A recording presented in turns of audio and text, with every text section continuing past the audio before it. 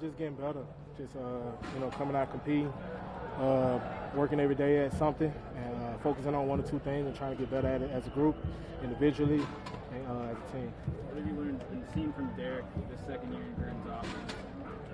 I think we all kind of know the system now. The first year you're just trying to learn the overall picture, but I think the second year, him included, just trying to learn the little nuances and stuff to it.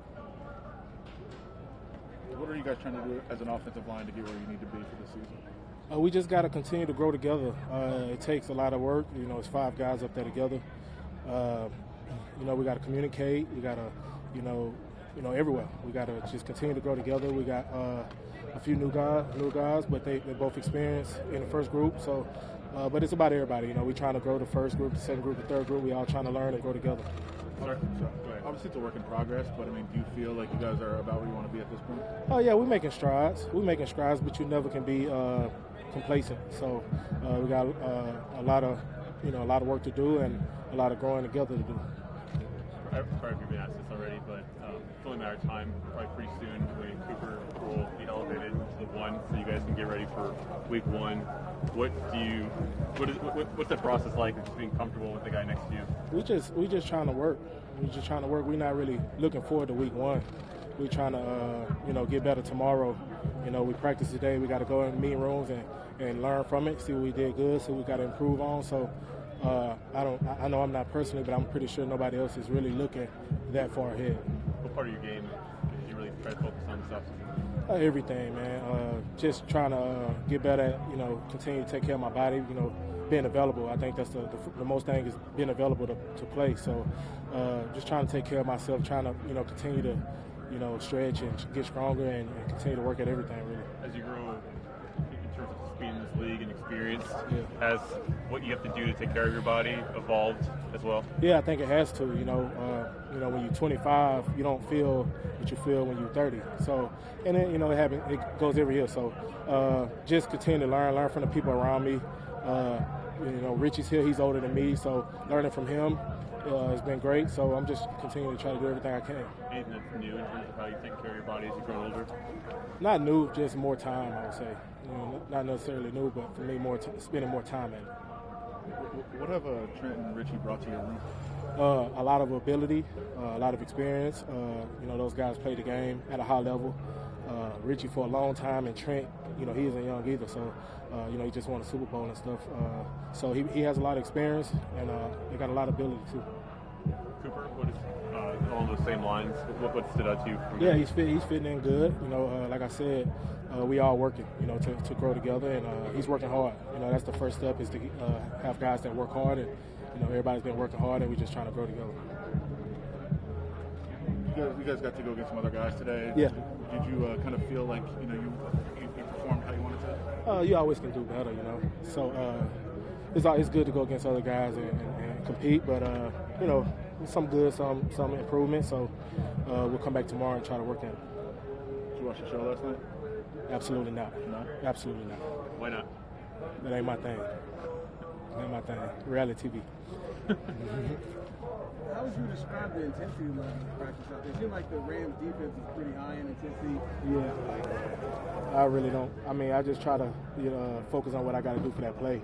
Like I said, when you practice against somebody else, it's always higher intensity, a higher competitive level, to go against somebody that you don't necessarily know that well. So, we're just trying to focus on what we got to do that play and not really nothing else. Some of your teammates have said that they get more value out of these practices than maybe the game itself. Do you buy into that, or where do you stand there? It depends. I think, you get more reps out here than some of us were playing the game. So it's good. It's a good learning experience. Like I said, going against new guys that you don't quite know, that might give you something that, your teammate that you know very well might not give you. So it depends. I would guess it's player by player, but like I said, it's a lot more reps out here than I would guess some guys were playing the game. So it's a good experience. You guys all set? All right, thank you guys. Thanks, Ryan.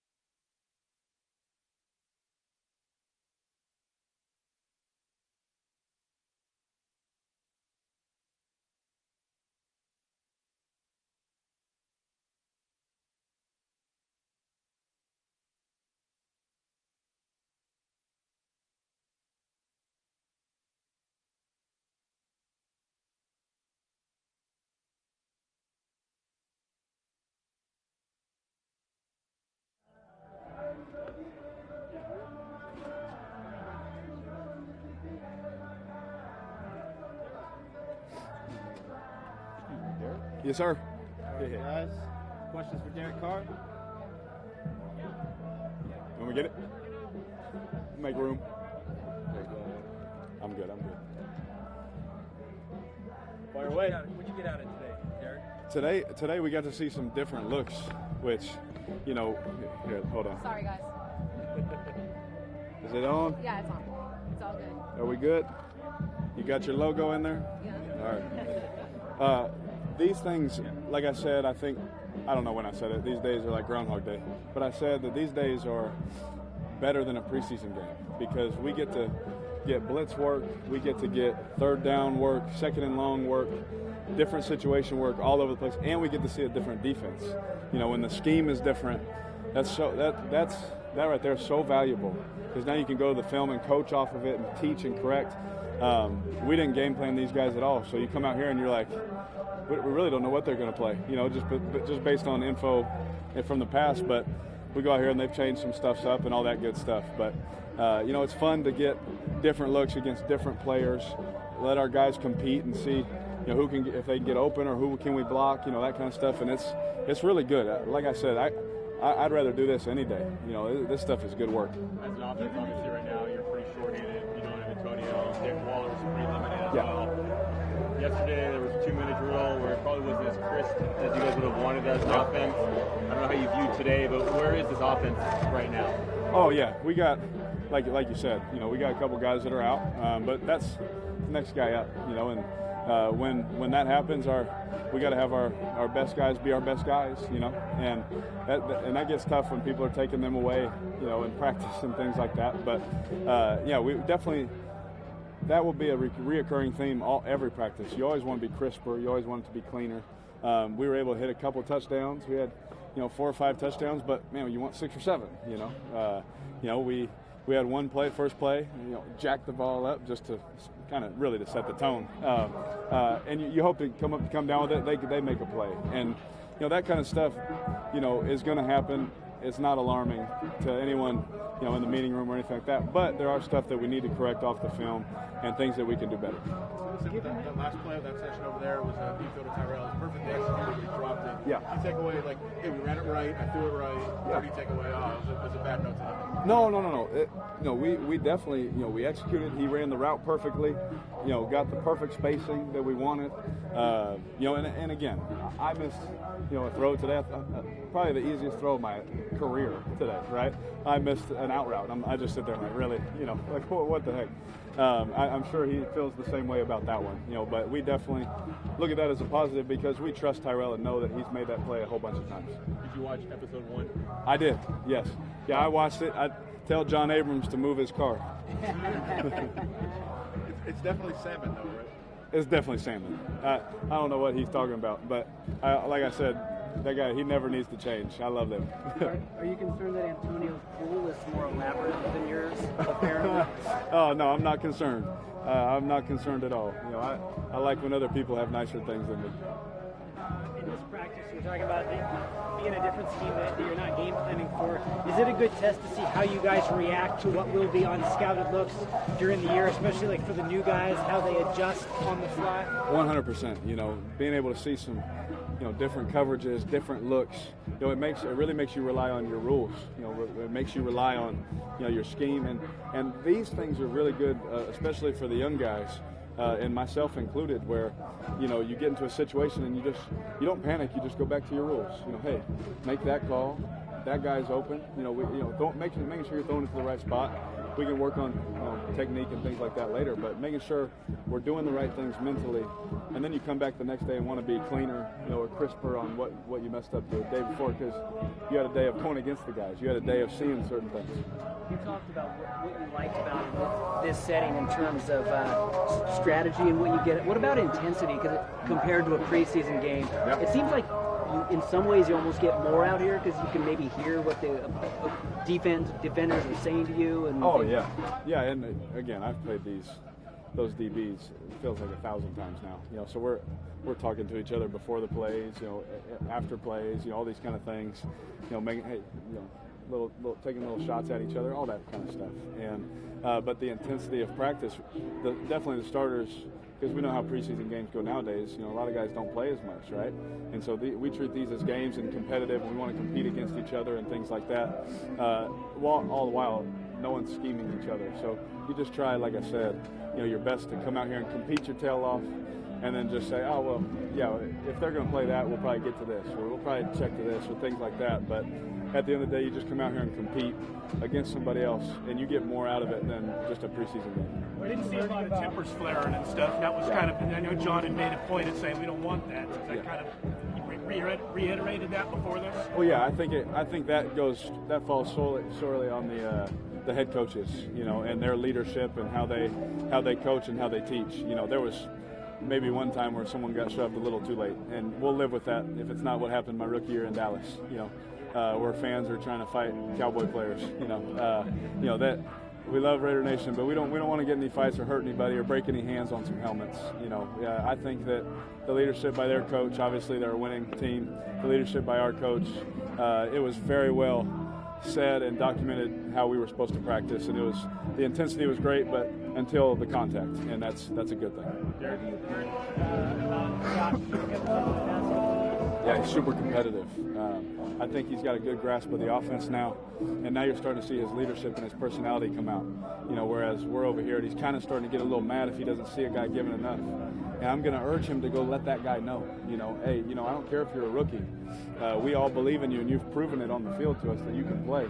Go ahead and speak your mind. If it's not right, get it right. And so I saw a little bit of that out of him today, a little fieriness that I haven't.